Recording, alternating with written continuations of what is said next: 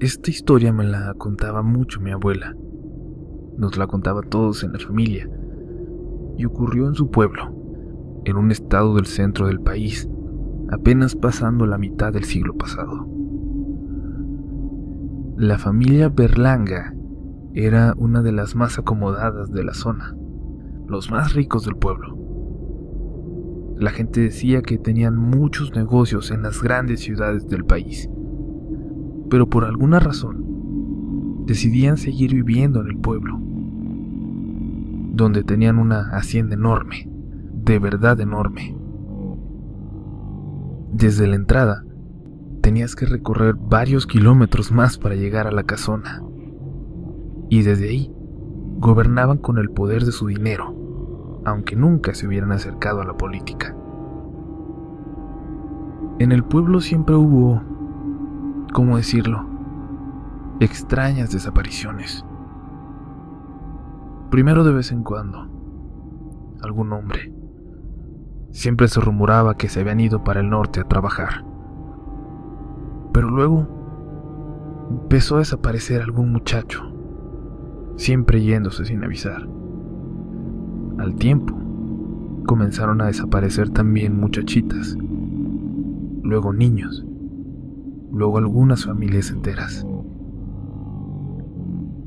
La gente empezaba a preocuparse, a vivir con miedo. Las historias de brujas y espantos que llegaban en la noche para llevarse a los habitantes de la zona se empezaban a contar con disimulo, con mucho miedo, en las charlas de las viejitas. Pero nada de eso estaba cerca de la verdad. En una ocasión, un campesino salía con una carga de chiles para una gran ciudad, dicen que Guadalajara. A unos kilómetros de la hacienda de los Berlanga, una chiquilla de 12 años se atravesó corriendo en el camino pidiendo ayuda. Él, asustado e impactado, la dejó subir, y uno de sus ayudantes que bajaban en la parte de atrás se acercó a ayudarla. Iba llena de heridas, de mordidas profundas, con marcas que parecían ser de dientes humanos, algunas pequeñas y otras grandes. Cuando la limpiaban, tocaron su hombro y la niña chilló de dolor. Al descubrírselo, vieron horrorizados que le habían arrancado un gran pedazo de carne del hombro, un pedazo muy profundo. La marca era de una boca enorme, asquerosa, con los dientes chuecos. Aceleraron. La niña les repetía que huyeran, que no fueran al pueblo por ningún motivo, porque la policía no iba a ayudarles. En la ciudad hablaron con la policía local, y un investigador fue hasta el hospital donde estaba la niña, y luego de interrogarla, de hablar con el campesino y con el peón, salió rápidamente. El joven ayudante le pidió permiso al campesino para salir un momento, asustado. Nunca regresó, ni al hospital, ni al pueblo por su familia. La gente dice que algo horrible le pasó. Lo cierto es que al día siguiente, el investigador volvió al hospital. El campesino no había querido dejar a la niña, y él habló con ellos. Esta vez el investigador iba acompañado de un hombre muy elegante, un empresario poderoso, casualmente, rival de negocios de los Berlanga. Les juraron que se haría justicia. A los Berlanga los protegía la policía del pueblo, incluso autoridades estatales. Pero el misterioso empresario era más poderoso. Se dice que habló con el mismísimo Miguel Alemán a unas semanas de que éste tomara posesión como presidente. Llegaron cientos de policías al pueblo de mi abuela. Entraron fuertemente armados a la hacienda de los Berlanga. Ahí opusieron resistencia.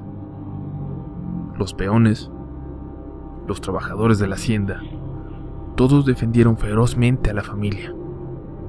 Incluso las criadas atacaban a las autoridades al entrar. Aseguran que parecían animales salvajes y que no dejaban de luchar hasta recibir varios disparos.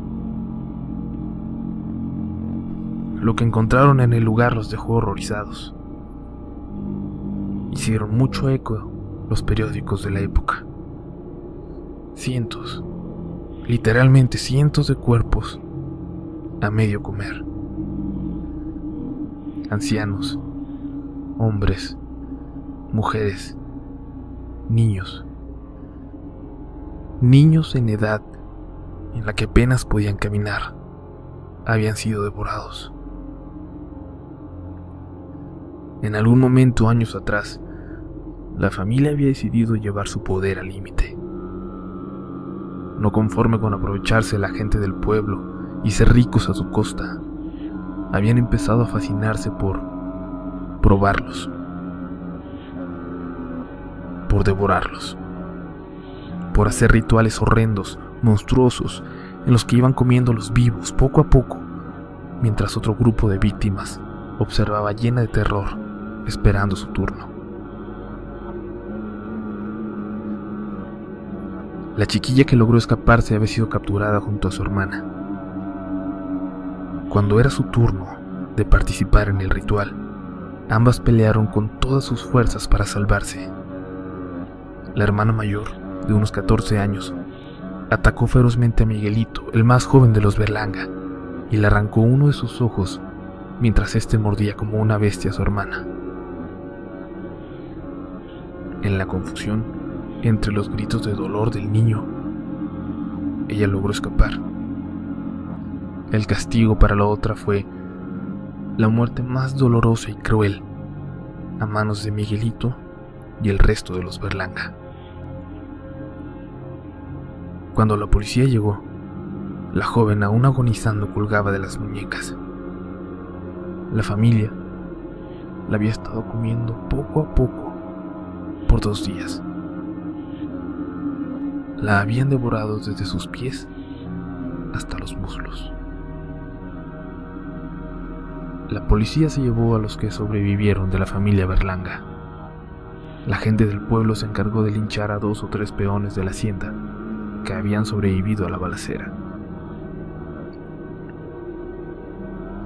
Pero los Berlanga nunca llegaron a ser procesados, a ser juzgados por sus crímenes.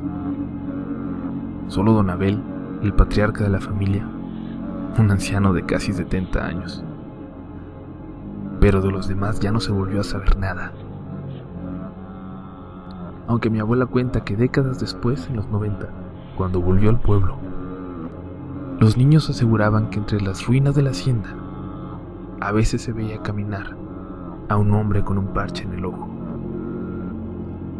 Cuentos seguramente alimentados por esta historia que no ha dejado de contarse en la comunidad. A mí me da curiosidad pensar cuánto les costó a los Berlanga su libertad, en qué ciudad o en qué pueblo se fueron a esconder, y si continuaron con sus macabros ritos. Aún hoy pienso en ellos cada que veo en los periódicos noticias sobre gente que ha desaparecido.